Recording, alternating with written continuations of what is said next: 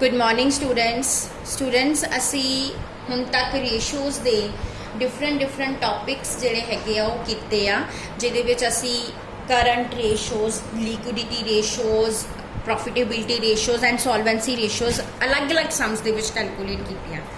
अज जिहड़ा क्वेश्चन असी सॉल्व करांगे इहदे विच असी ये सारिया रेशोज़ एक ही क्वेश्चन च सॉल्व करने क्योंकि तुहानूं पेपर जो क्वेश्चन आना ना वो इदां दा ही आना, कोई मिक्सड जड़ियाँ है रेशोज़ तुहानूं पुछियां जाणगियां।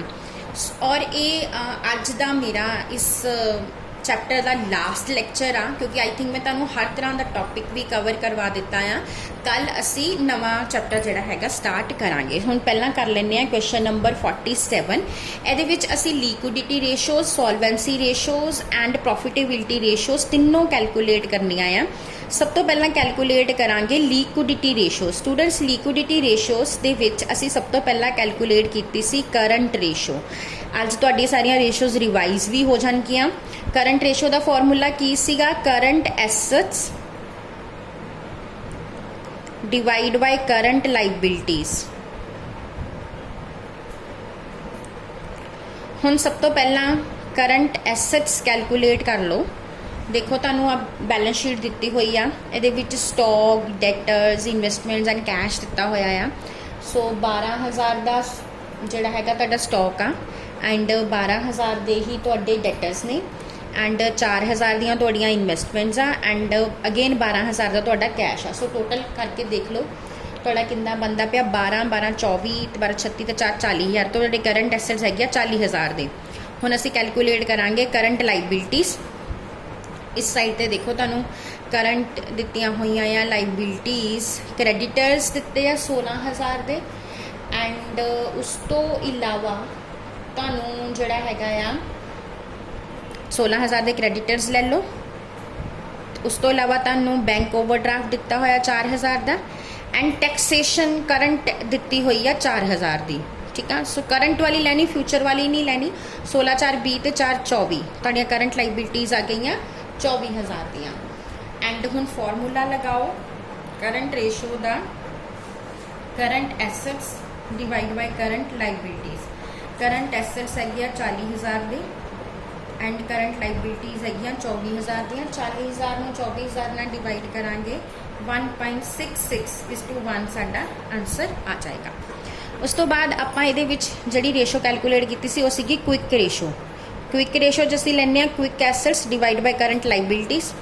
क्विक एसेट्स कड्ढण लई असीं करंट एसेट्स चों स्टॉक माइनस कर दिंदे आ। स्टॉक साडा किन्ना आ 12,000। सो इनू माइनस कर दो। करंट लाइबिलिटीज़ तां तुहाडियां सेम रहणगियां।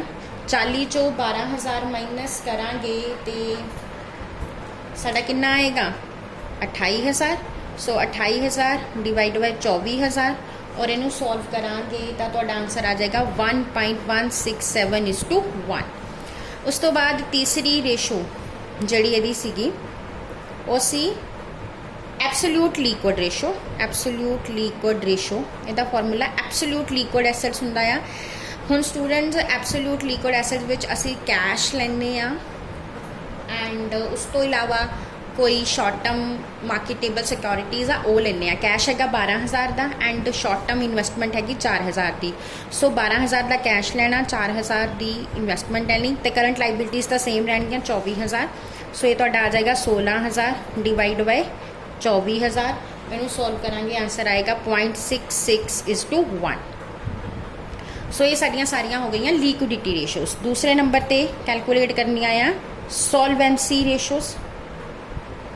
सॉल्वेंसी रेशो दे विच सब तो पहला कड्डांगे debt equity ratio. Debt equity ratio का फॉर्मूला की लैंदे हुंदे आ असीं total debts divide by share holder funds.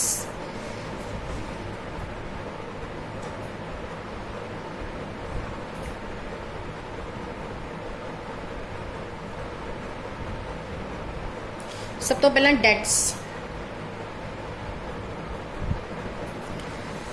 Okay, हम डेट्स देखो तुहाडे कोल लिखता 8% लोन दिता होया 32,000 का। उस तो इलावा तुहाडियां करंट लाइबिलिटीज़ दित्तियां होईयां आ। ठीक है, क्योंकि टोटल च आपां लॉन्ग टर्म एंड करंट दोनों लैने। सो 32,000 का जिहड़ा हैगा तुहाडा लोन आ। उस तो इलावा करंट लाइबिलिटीज़ किन्ने दियां हैगियां 24 दियां। 32 ਤੇ 24 ਇਹ ਤੁਹਾਡਾ ਕਿੰਨਾ ਆ ਗਿਆ 56,000। ਉਸ ਤੋਂ ਬਾਅਦ ਕੱਢ ਲਓ ਸ਼ੇਅਰ ਹੋਲਡਰਸ ਫੰਡਸ। ਇਹਦੇ ਵਿੱਚ ਤੁਸੀਂ ਸ਼ੇਅਰ ਕੈਪੀਟਲ ਰਿਜ਼ਰਵ ਐਂਡ ਸਰਪਲਸਿਸ ਲੈਣੇ ਆ। ਸ਼ੇਅਰ ਕੈਪੀਟਲ 40,000 ਦੀ ਆ, ਕੈਪੀਟਲ ਰਿਜ਼ਰਵ 8,000 ਦੇ ਆ, 40 ਤੇ 8 48,000। ਉਸ ਤੋਂ ਇਲਾਵਾ ਪ੍ਰੋਫਿਟ ਐਂਡ ਲਾਸ ਅਕਾਊਂਟ ਤੁਹਾਨੂੰ ਦਿੱਤਾ ਹੋਇਆ 4,000 ਦਾ, ਠੀਕ ਆ। ਐਂਡ ਉਸ ਤੋਂ ਇਲਾਵਾ ਸਟੂਡੈਂਟਸ 4,000 ਦਾ ਇਹ ਆ। ਐਂਡ ਫਿਊਚਰ ਦਿੱਤਾ ਹੋਇਆ ਤੁਹਾਨੂੰ ਫਿਊਚਰ ਐਪਰੋਪ੍ਰੀਏਸ਼ਨ ਆਫ ਪ੍ਰੋਫਿਟ 4,000 ਦੀ ਦਿੱਤੀ ਹੋਈ ਆ, ਠੀਕ ਆ। ਐਂਡ ਨੀਚੇ ਇੱਕ ਦਿੱਤਾ ਹੋਇਆ ਤੁਹਾਨੂੰ ट्रांसफर टू रिजर्व 8,000 ਦੇ ਐਂਡ ਡਿਵੀਡੈਂਡ ਦਿੱਤਾ ਹੋਇਆ 4,000 ਦਾ। ਆਪਾਂ ਹੁਣ ਇਹ ਸਾਰੇ ਲੈ ਲੈਣੇ ਆ। ਦੇਖੋ ਇਕੁਇਟੀ ਸ਼ੇਅਰ ਕੈਪੀਟਲ ਕਿੰਨੇ ਦੀ ਆ 40 ਦੀ, ਕੈਪੀਟਲ ਰਿਜ਼ਰਵ ਕਿੰਨੇ ਦਾ ਆ 8,000। ਉਸ ਤੋਂ ਬਾਅਦ ਤੁਹਾਨੂੰ bank over taxation current future appropriation of profit ਦਿੱਤੀ ਹੋਈ 4,000 ਦੀ। ਐਂਡ ਨੈਕਸਟ ਤੁਹਾਨੂੰ ਦਿੱਤਾ ਹੋਇਆ ਆ 4,000 ਤੋਂ ਇਲਾਵਾ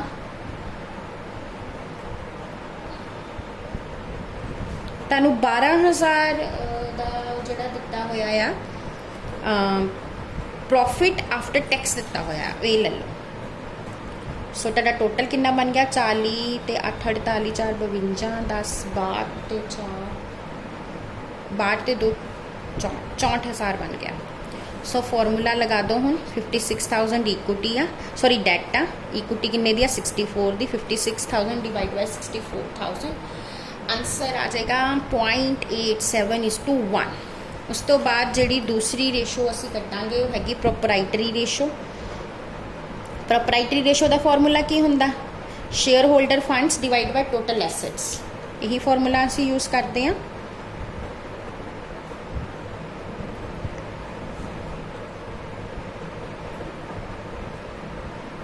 शेयर होल्डर फंड्स आपां हुणी कैलकुलेट किते आ 64,000 दे आ। एंड टोटल एसेट्स देखो स्टूडेंट्स 1 लाख, इधर देखो एसेट साइड का टोटल 1,20,000। सो नीचे ले लेना 1,20,000। ये तुहाडा आंसर आएगा 0.53:1। उस तो बाद तीसरी रेशो सॉल्वेंसी रेशो। ਇਹਦੇ ਵਿੱਚ ਅਸੀਂ ਫਾਰਮੂਲਾ ਕੀ ਲੈਂਦੇ ਆ total liabilities divide by total assets.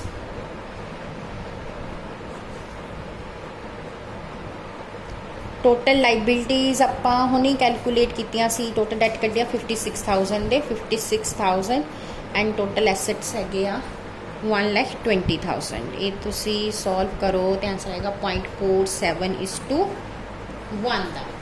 सो ये 3 रेशोज़ असी कट लईआं, liquidity ratios, solvency ratios, sorry हुण तीसरियां रेशोज़ असी कड्ढणियां आ प्रॉफिटेबिलिटी रेशोज़।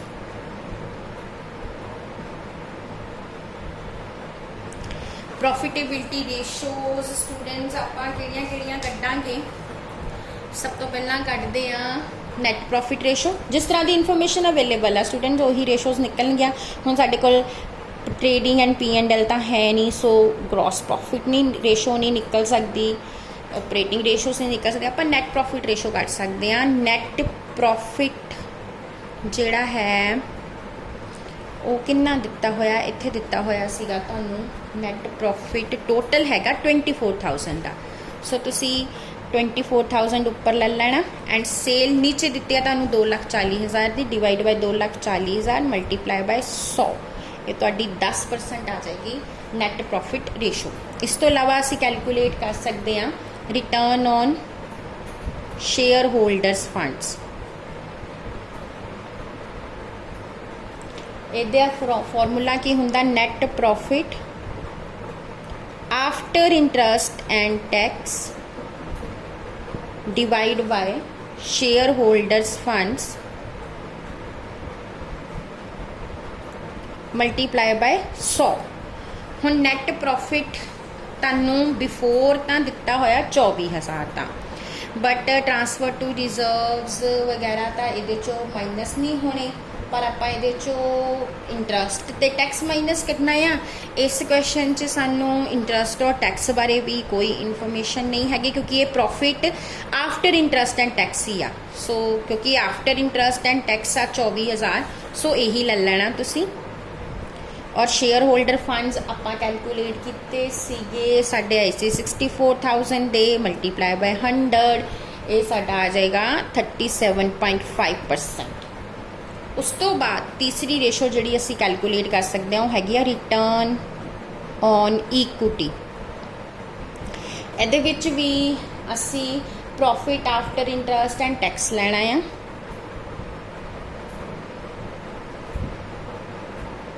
उन्होंने डिवाइड कर देना इक्विटी शेयर कैपिटल दे नाल, मल्टीप्लाई कर देना 100 दे नाल। Profit after interest and tax तुहाडा कितना आ 24,000। इक्विटी शेयर कैपिटल किन्ने दी आ 40,000 दी, डिवाइड बाय 40,000 मल्टीप्लाई बाय 100, ये तुहाडा आ जाएगा 60%। सो स्टूडेंट्स इस question they which I hope सारिया रेशोज़ कवर हो गई, तकरीबन लिक्विडिटी रेशोज़ भी कट लियाँ, सॉल्वेंसी रेशोज़ भी कट लियाँ ते प्रॉफिटेबिलिटी रेशोज़ भी कट लियाँ। ये नाल ही तुहाडा ये चैप्टर जिहड़ा खत्म हुंदा है ते इहदे चों 15 नंबर का नमैरिकल बेटा जरूर होना है। सो इस चैप्टर नूं प्लीज़ चंगी तरह ते थोरोली तैयार कर लियो। मैं कुछ सम नहीं भी करवाए हैगे, तुसीं अपने आप ट्राई करने और सॉल्व करने। Thank you.